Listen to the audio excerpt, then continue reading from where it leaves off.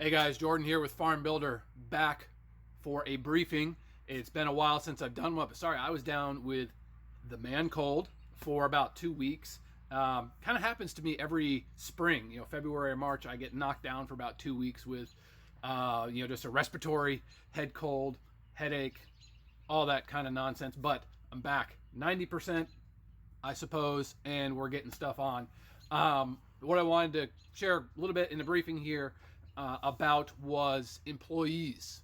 Big topic. We'll probably cover this more, but kind of the couple basic ways that you can address the help and the labor aspect of your farm. First of all, you and your family, if you have one, that's the first area that a lot of us get our labor and help from, and that could only go for so long. Another issue to dive into is backing yourself sequentially out of the day-to-day operations and being that grunt work on the ground all the time in your business, but that's another topic for another time. This is just kind of the broad overview. So you have family labor, family help. Obviously, this can be structured as far as compensation pretty much any way that you want without regulatory oversight.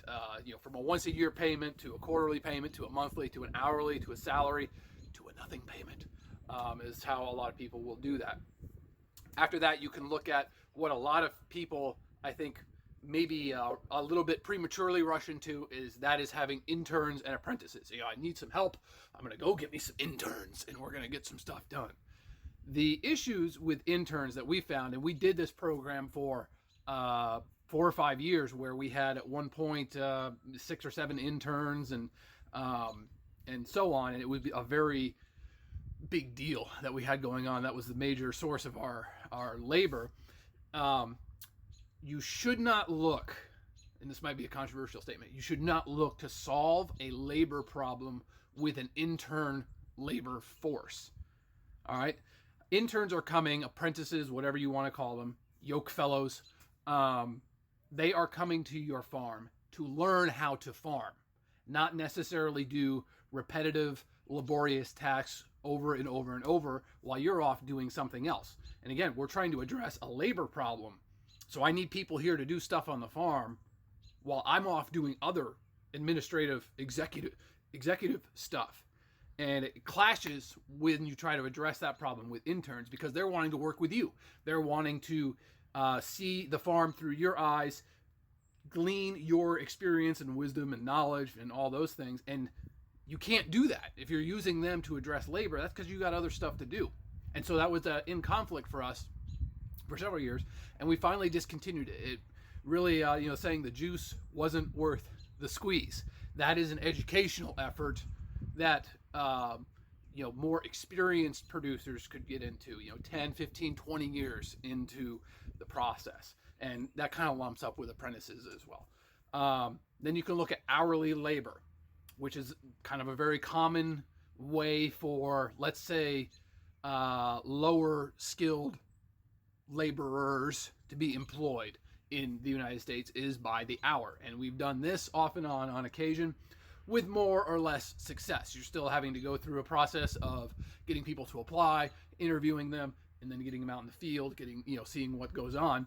The problem with labor by the hour, though, is the let's just say the quality and the quantity per hour of labor that you are getting. Some people are awesome. They're working really hard. They're getting after it.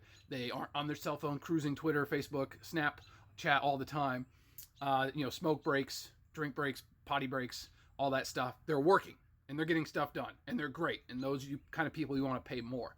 But for every one of those, there's going to be, let's say 10 who maybe aren't quite living up to the standard that you're looking for. And so we had that experience. It was frustrating for us. So I'll tell you what we've moved to in the last couple of years that is all of our labor force on the farm, with the exception of our butcher crew for doing chickens, which is, 20 days out of the summer. Those people are still hourly. But for our people who are working here every day, we have gone exclusively to salary-based compensation with a clearly defined structure of what their responsibilities are and built-in incentives if they want to do more. So they have a baseline salary for this is what you're paid, this is the baseline expectation for that. If you want to earn more, great. Well, you can work more days. These are other things that you can do. For example, this is a lot more obvious in Laura's side of the business with marketing and distribution than on the production side, which is mine. But her people can make more by doing deliveries to a certain area, by picking up product from a certain area, by kind of doing these extra trips they can string them all together and turn it into a pretty profitable day. So we have these baseline salaries with a baseline expectation of what the position is, with built-in incentives for them to earn more. Sometimes it can be up to double of that baseline. And what that does is we don't have to stress as the owners with a minimal standard, sometimes not clearly defined, being met with a person. We know what that is. If they want to do more and just kill it and make a lot more money, great. They can do that. But if they don't, that's okay. Hey, we may go find someone else to do that stuff and bring on another person, maybe replace them down the road. Who knows? But out in the field, the same thing.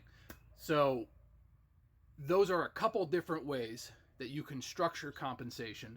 But where we're at right now, here in our 10th year of doing the business, we have gone to what I would call a pro staff, where we're bringing people in. We have a small group of people who really know what they're doing and are being trained to basically be able to run the entire operation if necessary, and they are compensated way above what interns would be or by the hour people, because we are emphasizing results in the position and competency in their job, in themselves, and efficient action. That's the big problem with paying by the hour, is it doesn't reward efficient action. You're getting paid $12 an hour, $15 an hour out there dealing with the chickens, and if it takes 6 hours, you're still getting paid. And if it takes 4, well, you just got paid for 2 less hours than you would have if it was 6. So you can see how those can kind of have some conflict. So we've gone strictly to salary-based stuff, performance benchmarks, built-in incentives for them to earn more, and that is how we are structuring our labor moving forward as we continue to grow out our business and expand the operation. So we'll keep you guys updated on how that works out in the long run. But for now, it's taken a lot of stress off of us as owners to, and worrying about, hey, is this person actually doing the job? Are they cruising Facebook? Are they, screwing off on the job? You know what? It doesn't matter now. As long as they get the job done. If they want to make a lot on a per hour basis, whether they're calculating it themselves, they're going to get after it. And that's what we're doing. Till next time, guys, we will catch you later. Be posting more this week as we are rolling into some spring weather here. I'm actually out in the t-shirt today. And till next time, get after it.